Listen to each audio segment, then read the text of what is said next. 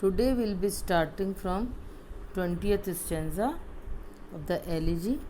In the previous stanza, he says, in a way, he's establishing the superiority of the rustics over the people born in cities. He says that it is true that the rustics could not accomplish much due to lack of opportunity, but the good thing is that they were free from all sorts of physical temptations, desires, wishes, or even crimes. They enjoyed peace of mind and soul. In the present stanza, he says that for rich people majestic monuments have been erected, but for rustics there are no grand memorials erected. But he says, and so he in this stanza is imploring the passers by to you know sympathize with the poor people who are lying buried in the graves. And he says that the though the no grand memorials have been erected, yet they should express their sympathy when they pass by. So these bones, I am reading the lines, yet even these bones from insult to protect. These bones means the bones of these rustics from insult to protect, in order to save them from forgetfulness and the insult. In that, because nobody has written any lines upon their tombs. Frail memorial, very weak kind of memorial, as opposed to trophies raised over the tombs of the rich, still erected, erected near and standing. So, some field memorial still erected high. Nigh means near. Nigh means near. Frail, very weak, as opposed to the memorials of the rich people, with uncouth rhymes. Rhymes which are poems which are written by illiterate people. Therefore, they have no shapes and no refinement also. And shapeless sculpture. He is referring to the memorial erected in the memory of the poor people, which is also shapeless, like the poems written by the rustic poets. Decked means decorated. Decked means decorated. With uncouth rhymes and shapeless sculpture, decked implores the passing tribute of high.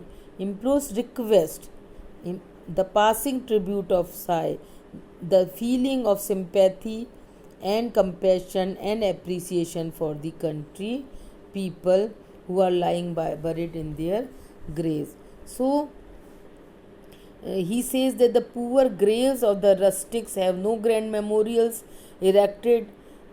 There are majestic monuments of rich people quite near their graves, but for the poor also, though some memorials have been erected, but they are very poor, they are shapeless, and over the memorials, the poems that have been written, they have also been written by illiterate, rough kinds of poets who do not have the sense of poetry. Still, they have written some lines for these poor people. So these memorials, they have no sculptural significance which are erected near their graves. The engravings or the carvings over them have no sculptural beauty, and they are rough and ugly.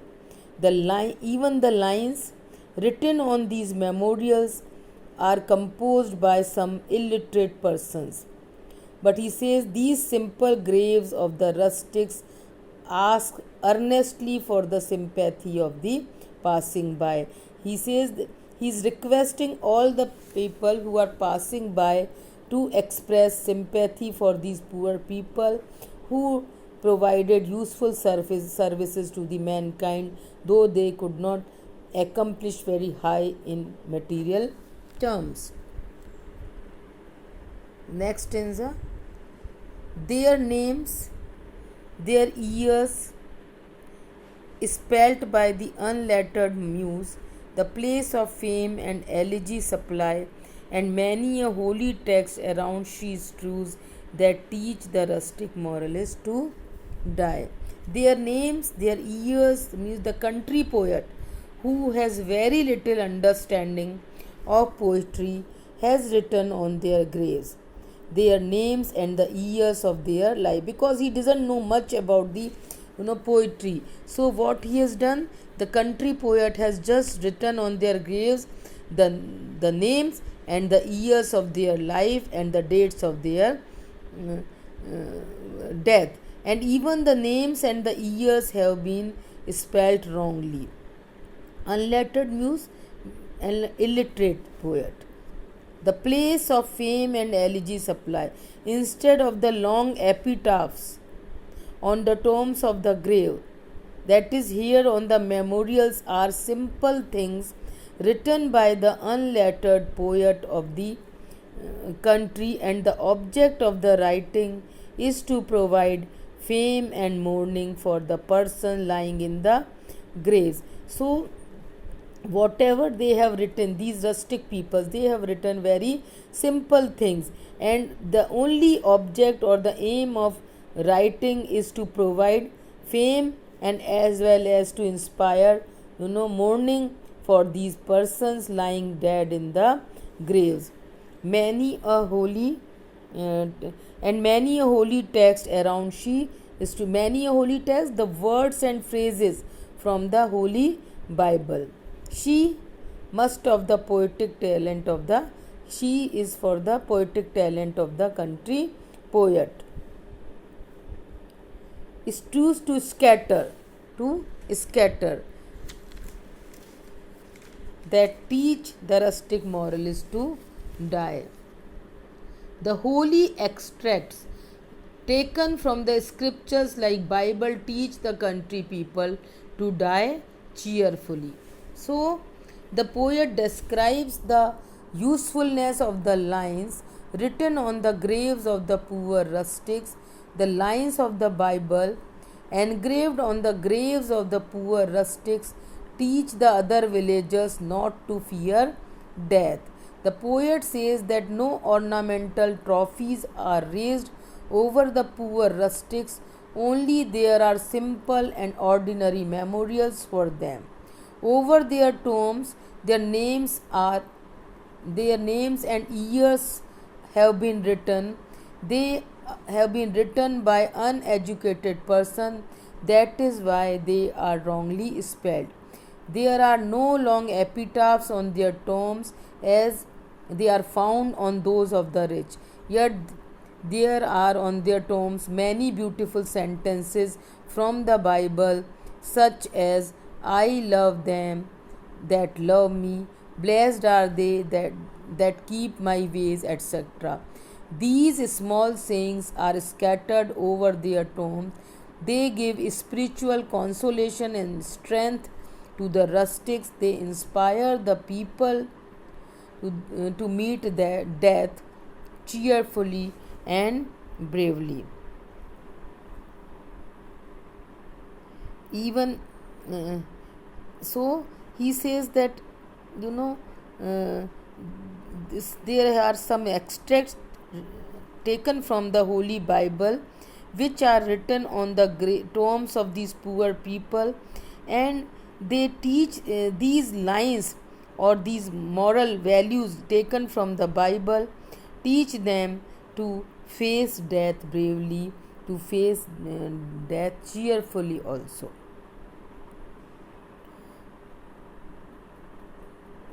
For who to dumb forgetfulness a prey, displeasing anxious being ever resigned, left the warm pressings of the cheerful day, nor cast one lingering look behind. Pray prey means to be given over. Here it means to be given over as a victim. Pleasing, anxious being, life full of pleasure and at the same time anxieties and worries. Precincts are the enclosures, cheerful day, happy days of their life, nor cast behind, without looking wistfully at the things which are being left behind over. So wistfully looking, because these poor people, they don't have much physical desires. So when they die, they do not die with their desires feeling unfulfilled, and therefore when they die, they don't look wistfully at the things which are being left behind them after death. So left the warm pressings of the cheerful day, nor cast one longing, lingering look behind. The poet says that not only the rich but the poorest of the poor also desires to be remembered after death. So everybody wants that he or she doesn't want that after death nobody is going to remember them. So says not only the rich but the poorest of the poor also desires to be remembered after death. Life, despite its worries, poverty and attendant miseries, is yet so sweet and pleasant that nobody, howsoever poor and humble he might be, willingly leaves the world. People know that death is a dark world where everything is forgotten. Therefore, they are reluctant to leave this world, which by contrast is warm, pleasant, and blissful. So, at the time of death, everyone looks back on pleasant scenes of life and most unwillingly leaves it, casting all the while an eager and delaying look upon the world which he perforce leaves behind. His body is literally dragged towards death, but his soul eagerly looks backwards the scenes of his physical life. So, this construction for who this pleasing anxious being ever designed left the warm precincts of the cheerful day, nor cast one longing lingering look behind. So the construction is involved.